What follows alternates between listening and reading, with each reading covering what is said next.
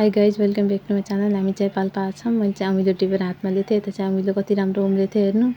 अनि कस्तो हरियाली कति राम्रो थियो क्या। अनि हामी बारीमा यता केरा पनि फलेको थियो। अनि यता बारीमा आएको मेरो बुढाले चाहिँ यति जाँगरिलो बस्नै नमान्ने के कता कताबाट बिउ खोजेर अब चाहिँ केही लगाइदिन पऱ्यो गाउँमा आएको बेला अर्कोचोटि आउँदा खाना हुन्छ भनेर। म चाहिँ उहाँको पछि पछि हिँड्दै थिएँ। कता कता ढिकढिकमा लाउनुपर्छ भिड जान्न भनेर ढिकढिकमा लाउँदै हुनुहुन्थ्यो। अनि मकै पनि कति राम्रो भएको थियो। त्यही अलिअलि किराले खाइरहेको थियो। त्यही अलिअलि खाइहाल्छ, त्यही हो अर्ग्यानिक भएछ। अनि यहाँ चाहिँ खन्दै लगाउँदै अनि अर्कोचोटि आउँदा खाना हुन्छ भिड पनि जान्न भन्दै भन्दै। अनि हेर यो चाहिँ हाम्रो बारी हो, कति राम्रो कति हरियो छ। आज चाहिँ पानी परेको थियो, त्यही भएर अलिकति सफा छ क्या, कस्तो राम्रो हरियो छ। यहाँ चाहिँ खन्दै लाउँदै गर्दै हुन्थ्यो। म चाहिँ घुम्दै थिएँ अनि हेर्दै थिएँ, सब्जीहरू हामी टिप्दै थियौँ अलिअलि चाहिँ पछि पछि हिँड्दै थिएँ। कति हरियाली कति राम्रो हेर्नु।